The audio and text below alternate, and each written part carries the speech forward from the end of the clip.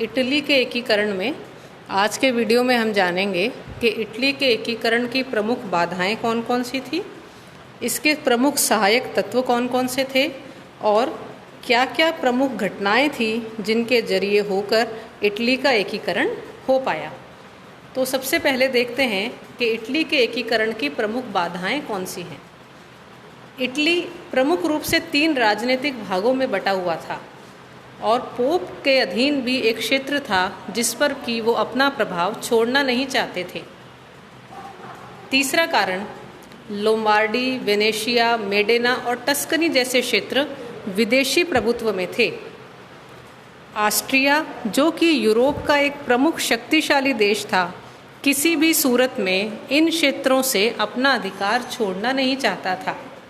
चौथा कारण, सामंती और कुलीन वर्ग नेपोलियन के पतन के बाद वापस पुरानी सामंतवादी और जागीरदारी प्रथा को स्थापित करना चाहता था, जो कि इटली के एकीकरण में एक बहुत बड़ा बाधा थी, बहुत बड़ा हर्डल था।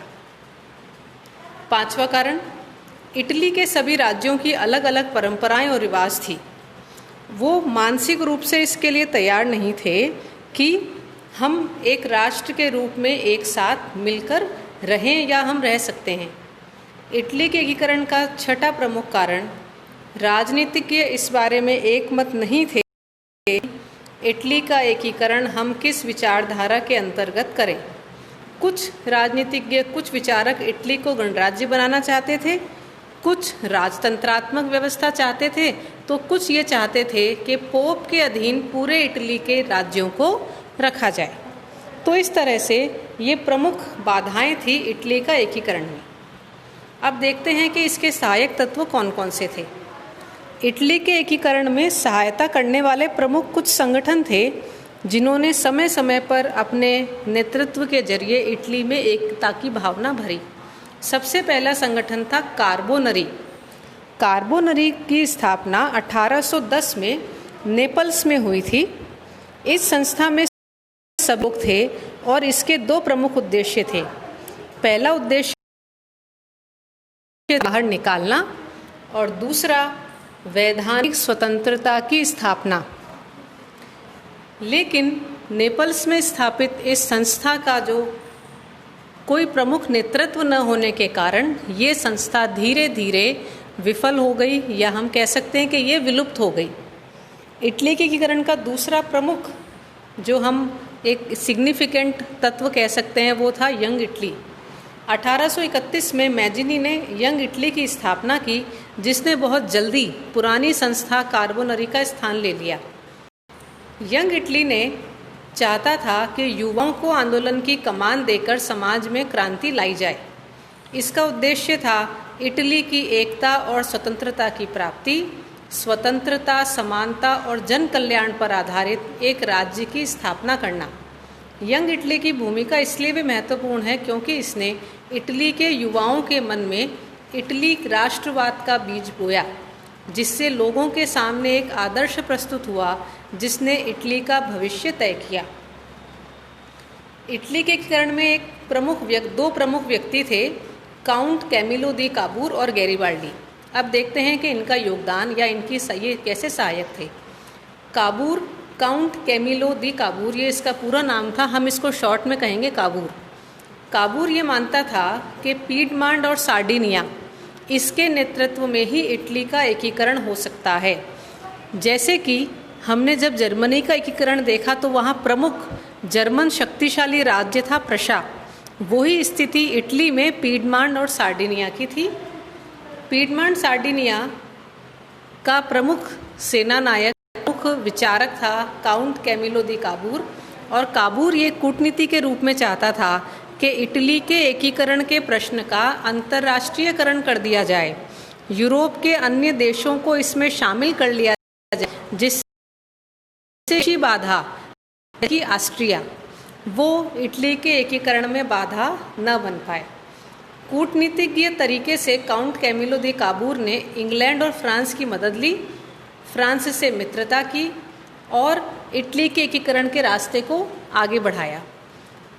काउंट कैमिलो दी काबूर ने फ्रांस से मित्रता करके 1856 में होने वाले पेरिस सम्मेलन में भाग लिया और वहाँ पर उसने इटली की दुर्भाग्यपूर्ण स्थिति की सारी जिम्मेदारी ऑस्ट्रिया पर डाल दी। खुद सार्डिनिया पीडमांट की तरफ से काबूर ने ऐसे तथ्य प्रस्तुत किए जिससे कि यूरोपीय देशों को लगने लगा कि इटली की सारी समस्याओं की जड़ ऑस्ट्रिया है और इटली जो है उसके साथ सभी यूरोपीय देशों की सहानुभूति हो गई। अंतिम चीज़ या अंतिम व्यक्ति जिसने इटली का एकीकरण में सहयोग दिया वो था गैरीबाल्डी। गैरीबाल्डी यंग इटली के सदस्य के रूप में क्रांति के जरिए इटली का एकीकरण करना चाहता था। वो कूटनीति से ज़्यादा तलवार पर भरोसा करता था। उसने एक लंबा संघर्ष किया और लाल कुर्ती दल का गठन किया। लाल कुर्ती दल ने नेपल्स और सिसिली की जनता के साथ मिलकर वहाँ की विदेशी सत्ता को 1860 में उखाड़ फेंका और इटली के एकीकरण में अपना योगदान दिया। आगे हम देखेंगे कि किस प्रकार से सार्डिनिया पीडमांट के नेतृत्व में काबूर ने इटली का एकीकरण किया। सबसे पहला चरण, ये इसको हम 4 चरणों में पढ़ेंगे। तो पहला चरण था नेपोलियन का सहयोग और लोम्बार्डी की प्राप्ति। काबूर ने प्लोम्बियर्स में नेपोलियन के साथ में एक समझौता किया। नेपोलियन फ्रांस का सम्राट था और उस समझौते के अनुसार ये कहा गया कि सार्डिनिया पीडमांट के शासक विक्टर एमेनुअल अपनी बेटी का विवाह नेपोलियन के बेटे से करेंगे तो विवाह संबंधित स्थापित हो जाएगा। और फिर उसके बाद में ऑस्ट्रिया के खिलाफ पीडमांट सार्डिनिया के युद्ध में फ्रांस पीडमांट सार्डिनिया की मदद करेगा। इसके बदले में जब ऑस्ट्रिया पराजित हो जाता है तो इसके बदले में लोम्बार्डी और वेनेशिया सार्डिनिया को दे दिए जाएंगे। नीस और सेवाय का क्षेत्र फ्रांस को मिलेगा और नेपल्स और सिसिली पोप के अधीन रहेंगे। तो इस तरह से ये 3 शर्तों, 3 तरह के बंटवारों के आधार पर यह तय किया गया कि सार्डिनिया पीडमांट और ऑस्ट्रिया का अगर युद्ध हो तो भूमि का बंटवारा इस 3 तरह से होगा। काबूर ने ऑस्ट्रिया के 2 प्रांतों में विद्रोहियों को सहायता दी जिससे वहाँ विद्रोह भड़का दिया। और जब ऑस्ट्रिया ने सार्डिनिया पीडमांट का विरोध किया तो फ्रांस ने इटली की तरफ से मोर्चा खोल दिया जिससे कि ऑस्ट्रिया की स्थिति कमज़ोर हो गई तो उसको पराजित होना पड़ा, अपने कदम पीछे खींचने पड़े। जब फ्रांस और सार्डिनिया युद्ध में जीत गए तो उन्होंने फ्रांस ने ऑस्ट्रिया के साथ में एक संधि की, विला फ्रैंका की संधि। इस संधि के अनुसार लोम्बार्डी सार्डिनिया को मिला और वेनेशिया ऑस्ट्रिया को दिया गया। परमा, मेडोना और अस्कनी को स्वतंत्र राज्य बनाया गया और पोप के अधीन इटली के राज्यों का एक संघ बना दिया गया। तो इस तरह से फ्रांस के रास्ते, फ्रांस की मदद लेकर काबूर ने ऑस्ट्रिया को पीछे हटने को मजबूर कर दिया और उसके कुछ क्षेत्र प्राप्त कर लिए और राजनीतिक रूप से और सैनिक रूप से ऑस्ट्रिया को कमज़ोर कर दिया। पीडमांट सार्डिनिया के शासक विक्टर एमेनुअल ने नेपोलियन और ऑस्ट्रिया के साथ में 10 नवंबर 1859 को ज्यूरिख संधि पर हस्ताक्षर किए जिससे कि विला फ्रैंका की संधि की पुष्टि हो गई, वो स्वीकार हो गई। हालांकि काबूर के लिए ये निराशाजनक था क्योंकि अभी उसके हाथ में बहुत अधिक क्षेत्र नहीं आया था, लेकिन फिर भी हम कह सकते हैं कि नेपोलियन के सहयोग से इटली को जो लोम्बार्डी का क्षेत्र प्राप्त हुआ वो इटली के एकीकरण का पहला चरण पूरा होने का संकेत था। इसके बाद में मध्य इटली का विलय हुआ। दूसरा चरण था मध्य इटली का विलय। जब ऑस्ट्रिया के साथ में युद्ध समाप्त हो गया तो अन्य जो राज्य थे, परमा, मेडोना, टस्कनी, बोल्गोना, रोमाग्ना, यहाँ पर जनता ने विद्रोह कर दिया और उनकी ये मांग थी कि हमें इटली में विलय होना है। लेकिन ऑस्ट्रिया अभी भी अपनी पकड़ छोड़ना नहीं चाहता था। वो चाहता था कि इन राज्यों में पुराने राजवंशों की स्थापना की जाए। ऐसे में काबूर ने फिर से फ्रांस की सहायता ली और नीस और सेवाय के प्रदेश देने के बदले फ्रांस की मदद लेने का आश्वासन प्राप्त कर लिया। मध्य इटली के राज्यों में जनमत संग्रह करवाया गया। इसमें परमा, मेडोना, टस्कनी, बोल्गोना और वियोकेंजा ने सार्डिनिया में और नीस और सेवाय ने फ्रांस में विलय की सहमति प्रदान कर दी। तो इस तरह से मध्य इटली के बहुत सारे क्षेत्र इटली के एकीकरण में अपना योगदान दिया और वो इटली में मिल गए। तीसरा चरण था नेपल्स और सिसिली का विलय। गैरीबाल्डी, जो कि हमने इटली के एकीकरण में प्रमुख सहायक व्यक्ति के रूप में जाना था, वो यंग इटली का सदस्य था और 1833 के नौसैनिक विद्रोह में भाग लेने के आरोप में उसको मृत्युदंड दिया गया था, लेकिन वो बचकर वहाँ से भाग निकला और भागकर दक्षिणी अमेरिका चला गया। गैरीबाल्डी ने वहाँ पर छापामार युद्ध का प्रशिक्षण लिया और अनुकूल समय जान पड़ने पर 1854 में वापस इस इटली लौट आया। इटली लौटकर गैरीबाल्डी ने लाल कुर्ती दल का गठन किया। उस समय, जिस समय की हम ये बात कर रहे हैं, नेपल्स और सिसिली में विदेशी शासक थे जो न केवल अयोग्य थे बल्कि जनता भी उनको पसंद नहीं करती थी।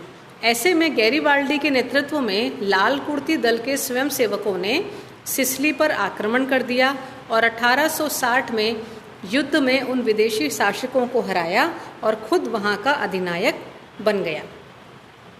जब ये खबर सार्डिनिया पीडमांट के शासक को लगी तो उसने सोचा कि ये कोई हमारा विरोध करने वाला तो नहीं आ गया। तो सार्डिनिया पीडमांट के राजा विक्टर इमैनुअल के नेतृत्व में जब सेना नेपल्स की ओर बढ़ी तो गैरीबाल्डी खुद अपनी सेना और अपने समस्त अधिकार उनको सौंप दिया और नेपल्स और सिसिली का विलय भी इटली में कर दिया। तो ये इस तरह से लगभग इटली के अधिकांश जो स्थान थे वो एकीकरण में बंध चुके थे, एकता के सूत्र में बंध चुके थे, लेकिन अभी भी महत्वपूर्ण क्षेत्र बचा था, वो था वेनेशिया और रोम का विलय। जब हमने जर्मनी का एकीकरण पढ़ा था तो उसमें हमने ये जाना था कि प्राग की संधि के द्वारा जब युद्ध में प्रशा ने ऑस्ट्रिया को पराजित किया तो प्राग की संधि के द्वारा 1866 में इटली को वेनेशिया का क्षेत्र दे दिया गया। तो वेनेशिया का क्षेत्र भी इटली में शामिल हो गया। लेकिन एक महत्वपूर्ण क्षेत्र बचता था, वो था रोम।